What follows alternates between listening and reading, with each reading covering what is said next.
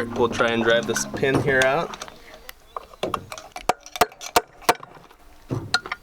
See if it goes anywhere.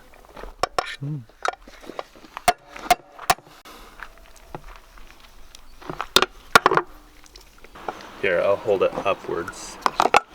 You give it a ram downwards. Oh. I honestly don't know why they can't just put a bolt through this. I have to use these silly little pins like a bolt sticking out in there is gonna conflict. Oh, it's actually coming out like that. Cool. It would be a lot easier though. Yeah. Nice. Cool. Tap it through, huh? Yep. Got her set up a little bit better here. Things are always so much easier when you take the time to prepare. Just goes to show you.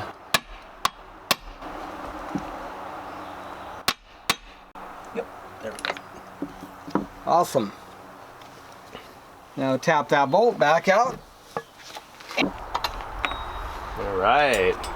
Now, will that come off is the question. We're trying to actually preserve these. You can buy these and replace that, but I think that's about a $50 part. Yeah, they're kind of spendy. Mm-hmm.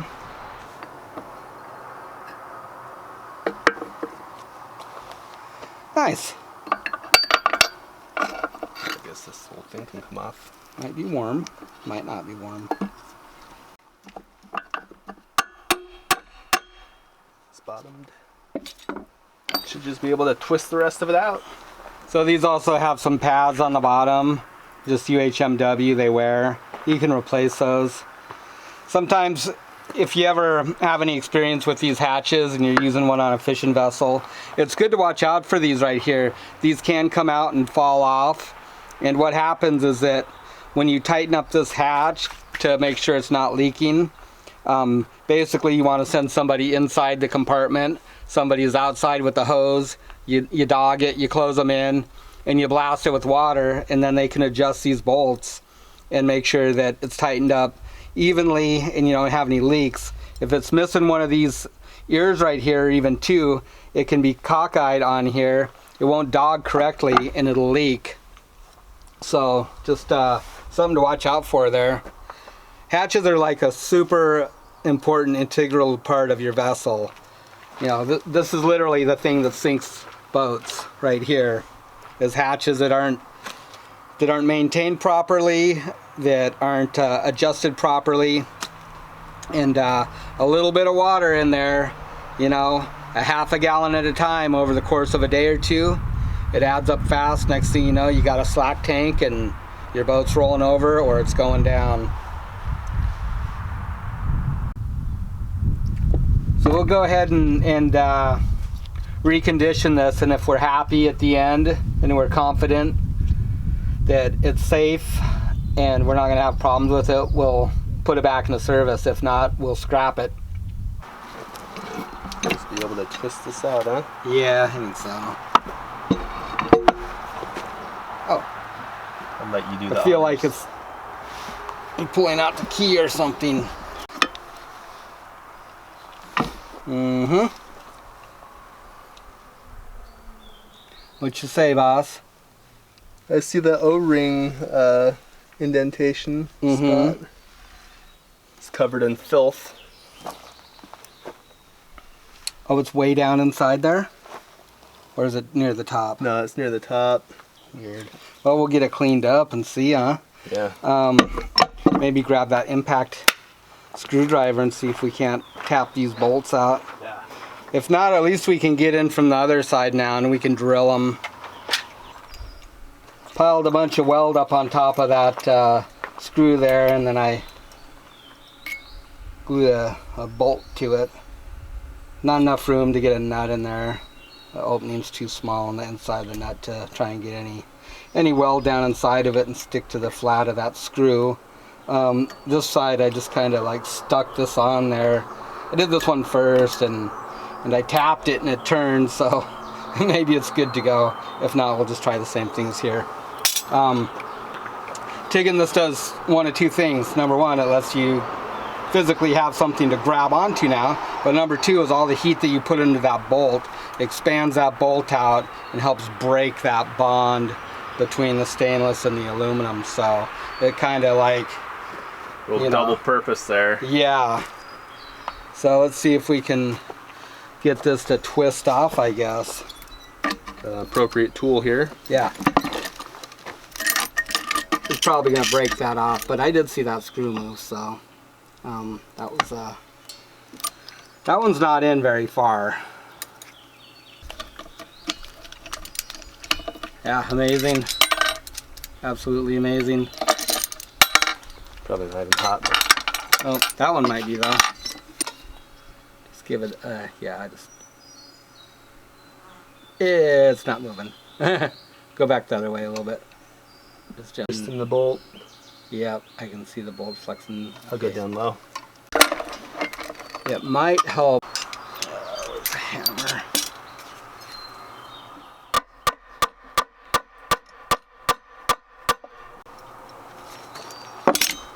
Want to try putting heat on it again, or just with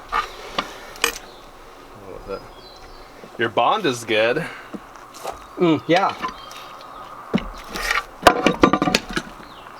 Yeah, I'm trying to put a little heat on the backside here and squirt some stuff on there maybe.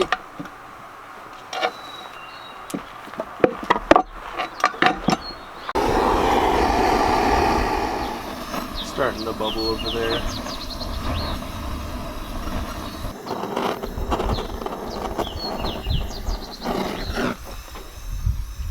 If this don't get it, we'll drill this on this end, and that'll just like relieve it kind of. Yeah. Probably about an inch, huh? I don't think I want to go too far, then I'll get into the shoulder of that bolt.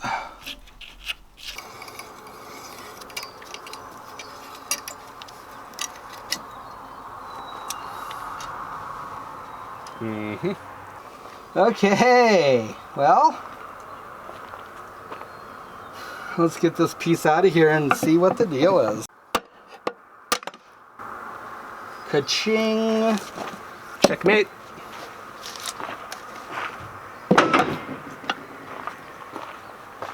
Massive amount of corrosion in there. Yeah. That's layers and layers. Is that steel or is that aluminum? Right? This? Yeah. Yeah, That's aluminum, huh? It's seen better days. We've got a problem here, Captain. Doing some hydraulic work today. Got our little steering hydraulic tank here that we're gonna start retrofitting and getting set up. Yeah, we hauled that thing out of the engine room a little while back. We had to move the hydraulic tank out of the way in order to weasel out the little slab of fuel tanks. So yeah, and while we were at it, or I should say while Matt was at it, he broke down all the hydraulic lines and the conglomeration of stuff that was all crammed up in the corner right there on the ceiling. So believe it or not, all of that stuff was together in a big pile, and so we're going to eliminate about 90% of the stuff over there, which is pretty nice. So we got a couple of things we're going to do to this tank. Most of you that are following us would know that this was the hydraulic tank for the steering, but also for all the on-deck hydraulics, anchor winch, anything that you're running off the deck out here. So it's just going to become a single use, just steering only. And so as a result, we're going to get rid of some of these penetrations on the bottom here. You can see that all the old penetrations there, we don't need that many anymore. So we could do a couple of different things. We could cut them out and fill them, which would be a bit of work. We could just plug them, but then we have these two extra ones that we don't need, and you know, they tend to start weeping after a while, it seems like. yeah, with when they get hot, especially. Yeah. And just over time. We have pretty good sealant that usually doesn't give us any problems as far as that, but just over time, most likely they're going to start leaking, and so Yeah. end of the day, they're just not necessary. So, and then these side ports we need to change also. The way hydraulics should be set up is with a drop tube on your return line that comes down like that. And that way, as your fluid comes in and enters, it's not spraying everywhere, creating a bunch of bubbles. And the other thing is that these are kind of lower than I want them to be. At the end of the day, maybe that white filter there. At the end of the day, since we're just redoing all this stuff now, this filter was actually mounted up here and it had a short piece of hose like that. So we can eliminate all of that and just come straight in with a male pipe going into the filter, and then a female swivel here, which will go into onto a male adapter here. And so these are only 1/2 inch. These are 1/2 inch.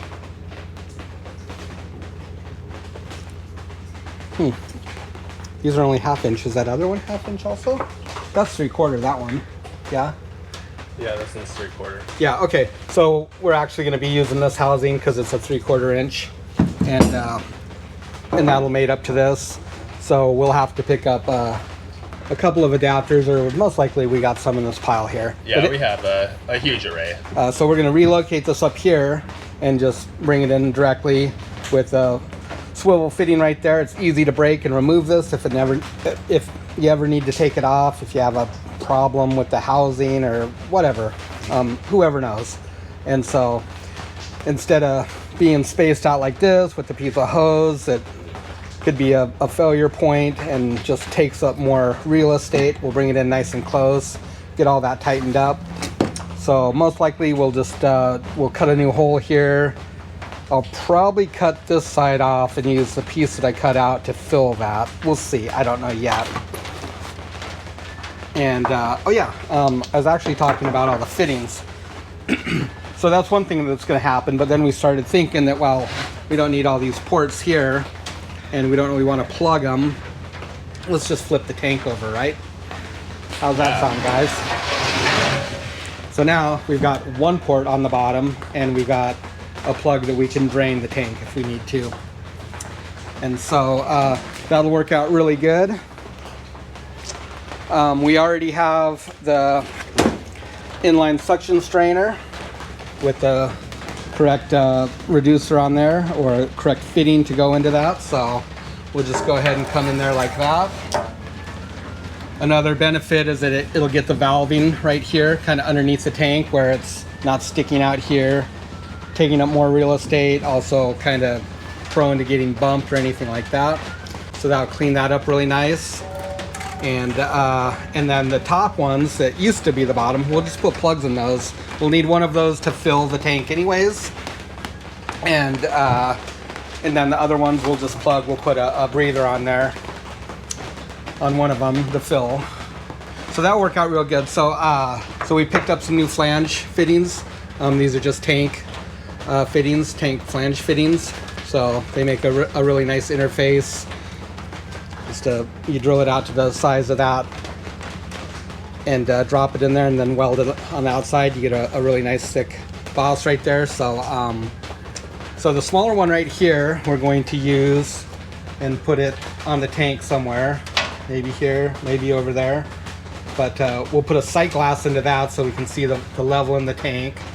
They make sight glasses different ways. You have the long ones like this that have the exposed tube. Those work good.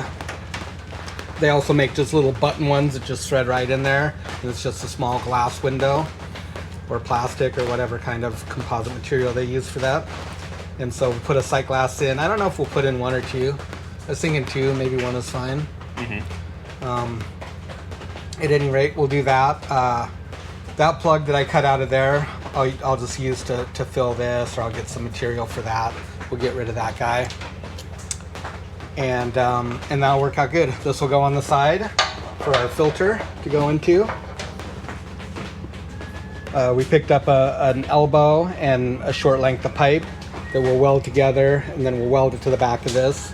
We'll slide it through the pipe and the elbow through, down, and then we'll weld that on, and that'll be complete. So nice thing about a pipe like that is, like I was saying, two things. You drill a few holes in it on the outside, not a whole bunch, but a few, and that just helps the fluid disperse. It keeps it from bubbling, which in turn is better for your pump because you don't get bubbles entrained in the hydraulic fluid that get sucked into your pump and cause cavitation issues. And the best practice is on the elbow, you just drill a little hole in the elbow, so if you ever break that line, it won't siphon. So not really much it could do anyways with the return up there, but we do need one port coming off of this assembly that goes back to the pump, which is just pressure relief, or it's just the return line from the pump. I'm not sure which it is. I think it might just be return. It might be be for when you turn all the way over, it starts pushing back through. Could be. Potentially. Yeah. Maybe on the... Yeah, it's hard telling. Yep, I'm not like super familiar with that, but there is a line coming back off the pump that returned to tank, and it came in on one of these other side ports here. Yep. So we'll probably just tee that in on one side or the other of the filter. I don't know which one yet, but that could be a leak point. So we'll go ahead and drill a hole in that elbow, and then you prevent any back siphoning, but that'll break the siphon. Yeah, so we're gonna go ahead and find a hole saw to fit these and start cutting these holes and get this all prepped up. Probably just drag this guy home and TIG weld it there. Be a lot easier than bringing everything down here right now. So yeah, let's get started.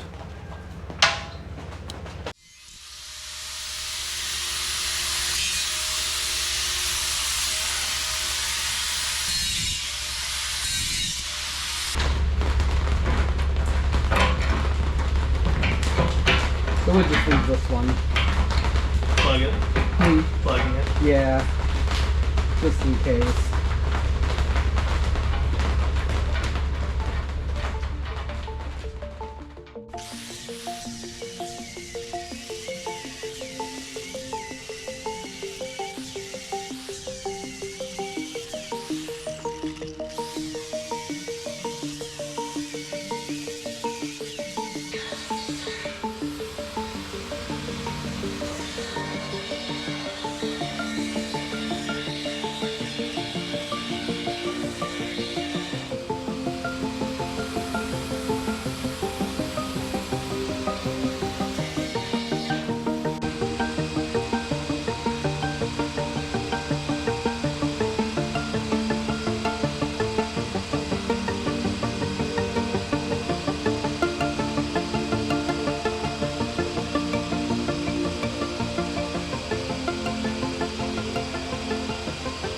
Okay, got that cleaned up. A little more removal on that one, just a touch.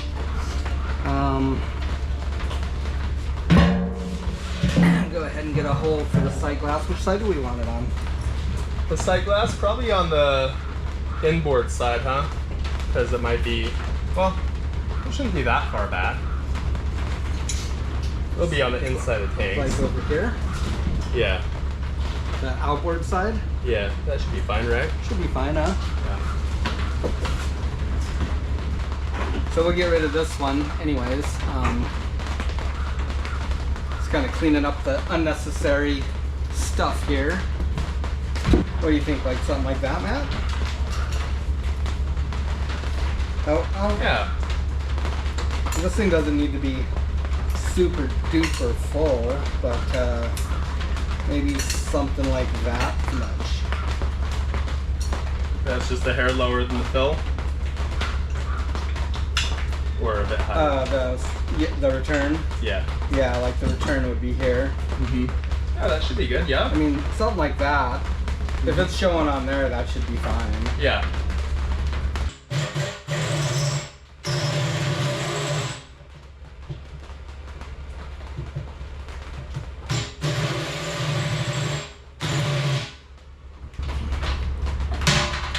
There we go. Well, that's a done deal now. Okay guys, well that's about the extent of the prep work on this, I guess.